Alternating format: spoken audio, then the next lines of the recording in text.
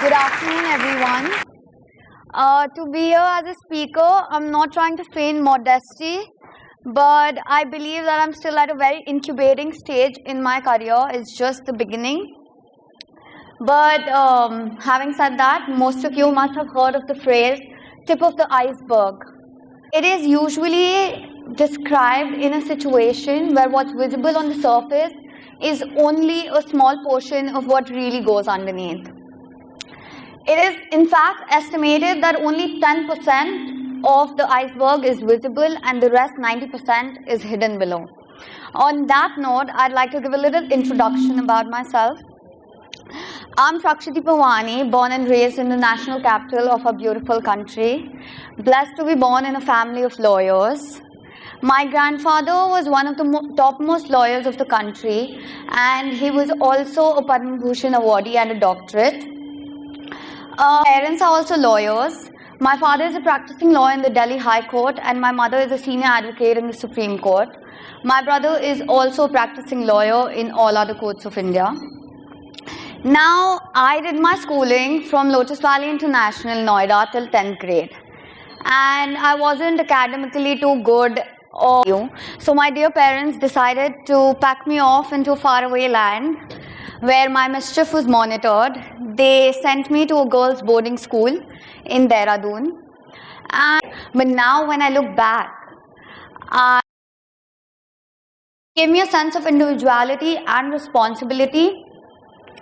And it also helped me push out of my own comfort zone and surprise myself. Now I come back after 2 good years of schooling in Dehradun, and I make the profound decision of choosing acting as a career, not following my family's legacy and whatever. So now when that was broken to my family, the news was broken to my family, obviously my law in the blood family was absurded by my decision, and everyone around me tried to manipulate me and wanted me to, think that law is my calling and I should go forward with law. But every time someone would tell me how I should not do acting, I would just go back into thinking how I've only had passion for acting. I've always dreamt of being in front of the camera. I've never dreamt of anything else.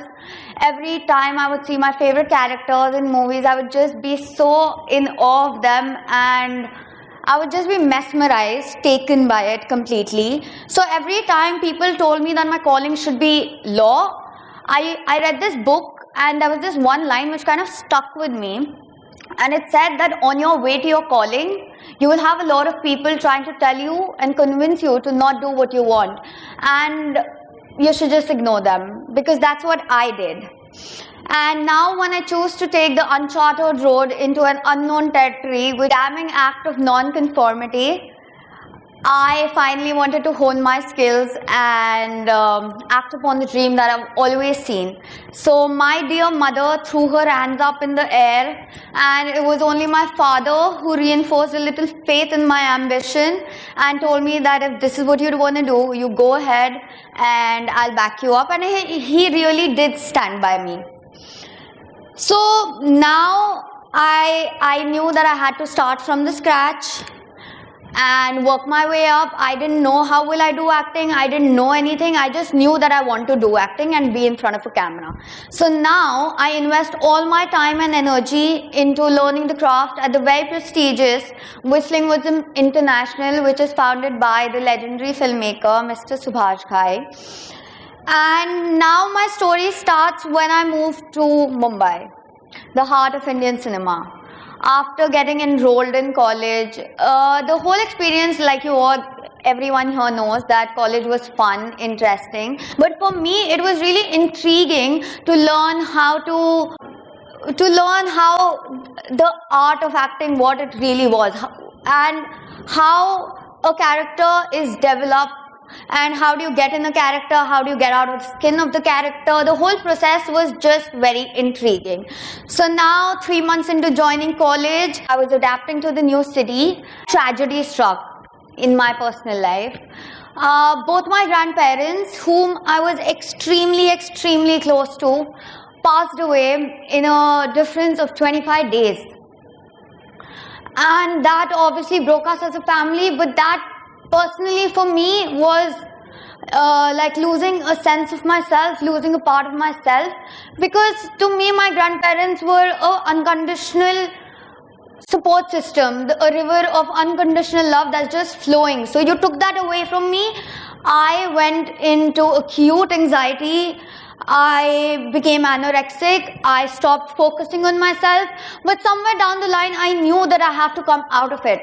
Only for my grandparents, I took them in the name of God. And I came back to college after some time. And I just came with a very different mindset and different attitude, that now when I used to perform in class, I used to be more focused. I started doing a lot of short films. I started performing in every cultural activity done in my college. I started living alone, taking up responsibility on my own without being dependent on a friend to stay or whatever. I just took up everything on my shield, just thinking that my grandparents would probably see it somewhere and be proud of me. But the pandemic happened. I also graduated in the pandemic. So, like each one of us here, it left me in the dilemma as to when will normality resume. What would be my next step? So, during the lockdown, I started focusing on how to cultivate an audience on Instagram. And I shifted my focus there, not forgetting the fact that I want to be in the movies. So I kept auditioning, sending my profile forward to every casting director I knew of, and just trying to stay on the radar. So when I was doing that, after the first wave, I got 2 auditions, for which I traveled across cities, and both of them were great. And after my second rejection, I came face to face with my first encounter of what rejection felt like. So now everything's great. The director is very happy with me with the meeting. Now I am asked to do the look test, and I wear the costume when I come, and now the costume is a lehenga. So the minute I entered, the director very blatantly compared his belly to my tummy and said that if I really wanted that role, I would have to get liposuction done. As naive as I was, I did not even understand the term back then. So I went in the washroom, I called my mother and I started crying. And I was like, I don't know what to do, my dreams have, before taking it off, it actually shrunk in my head. So obviously my mother motivated me in the right direction. I came back home from that audition, and I took that criticism with a pinch of salt, and I challenged myself. After 6 months, after rigorous training, losing weight, eating the same dinner for 6 months, to the director, I re-auditioned, and even though the project had been dropped by then because the second wave was coming up, but I still felt redeemed. And why I'm telling you this is because rejection, criticism and competition is something that we all are going to face on a daily basis in our life. Only if we take that rejection, criticism or competition with a stride and use it as a fuel to improve ourselves as human beings and grow as an actor or grow as an individual. After a lot of rejections I face personally on a day-to-day basis, it's very easy to give up as I'm facing rejections every day. It's just like I could just give up because I wake up and this is not working out, this is not working out, this is not working out. So I could give up, but I'm very glad I didn't, because that's how I landed on my first role in a music video, to which the response was quite good.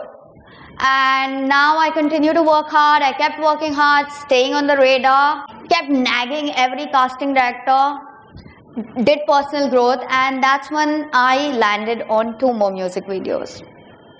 Alongside where I take brand collaborations and promote them digitally, I also attend flagships of these events. Personally, what works out for me, apart from auditioning and being active on social media, is traveling. I think traveling gives me immense insight, and the new experience just makes me grow and become a better individual. I know who I am. I accept who I am.